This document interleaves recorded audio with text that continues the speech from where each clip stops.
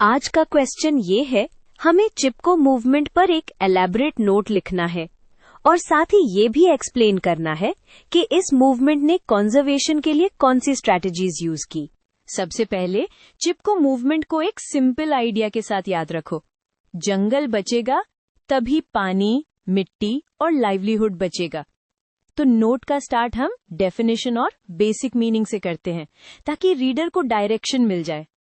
अब ओरिजिन और कॉन्टेक्स्ट समझना इम्पोर्टेंट है क्योंकि कंजर्वेशन स्ट्रैटेजीज तभी क्लियर होती हैं जब हमें प्रॉब्लम पता हो। ये मूवमेंट मेनली हिमालयन रीजन, खासकर उत्तराखंड के एरियाज में उभरा, जहां डिफॉरेस्टेशन से लैंडस्लाइड्स, फ्लड्स और फ्यूअल वुड शॉर्टेज बढ़ रही थी। अब हम ऑब्जेक्टिव्स को क्लियरली लिस्ट करते हैं। ये इसलिए क्योंकि स्ट्रैटेजीज हमेशा गोल से लिंक्ड होती हैं। अगर गोल इकोसिस्टम प्रोटेक्ट करना है तो स्ट्रैटेजी सिर्फ प्रोटेस्ट में ही लॉन्ग टर्म प्रोटेक्शन भी होगी। अब मूवमेंट की वर्किंग स्टाइल समझो। चिपको का signature method non violent resistance था।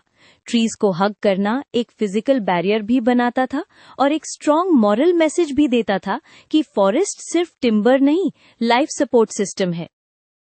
चलो अब कोर पार्ट पे आते हैं, कंजर्वेशन स्ट्रैटेजीज। मैं इन्हें थीम्स में एक्सप्लेन करूंगा ताकि आंसर स्ट्रक्चर्ड लगे। पहली स्ट्रैटेजी थी डायरेक्ट प्रोटेक्शन, यानी ट्री फेलिंग को फिजिकली और पीसफुली रोकना। दूसरी स्ट्रैटेजी थी कम्युनिटी मोबिलाइजेशन। कंजर्वेशन तब सस्टेन होता है जब लोकल लोग ओनरशिप फील करें। चिपको में मीटिंग्स, ग्रुप डिसीजंस और कलेक्टिव रिस्पॉन्सिबिलिटी को स्ट्रॉन्ग किया गया। तीसरी स्ट्रैटेजी एजुकेशन और अवेयरनेस थी। जब लोग समझ जाते हैं कि फॉरेस्ट का लिंक वाटर, सॉइल और क्लाइमेट से है, तब कंजर्वेशन इमोशनल नहीं, लॉजिकल नेसेसिटी बन जाता है। इस मूवमेंट ने इकोलॉजिकल लिटरेसी को पॉपुलर बनाया।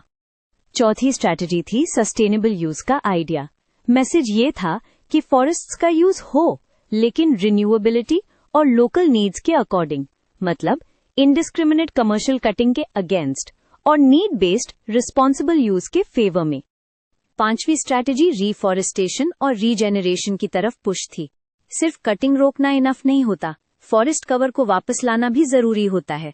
इसलिए एफॉरेस्टेशन और प्रोटेक्शन ऑफ यंग सैपलिंग्स पर भी फोकस रहा।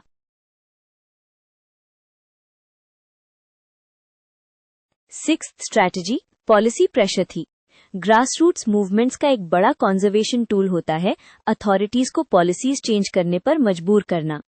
चिपको ने पब्लिक ओपिनियन और मॉरल प्रेशर से फॉरेस्ट पॉलिसीज पर असर डाला। अब इम्पैक्ट और लेगेसी मेंशन करना आंसर को कंप्लीट बनाता है। एग्जामिनर ये देखना चाहता है कि मूवमेंट का आउटकम क्या रहा।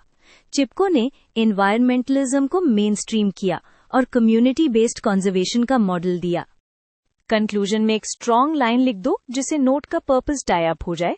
बेसिकली चिपको हमें सिखाता है कि कंजर्वेशन सिर्फ साइंस नहीं, सोशल रिस्पॉन्सिबिलिटी और जस्टिस का भी इशू है।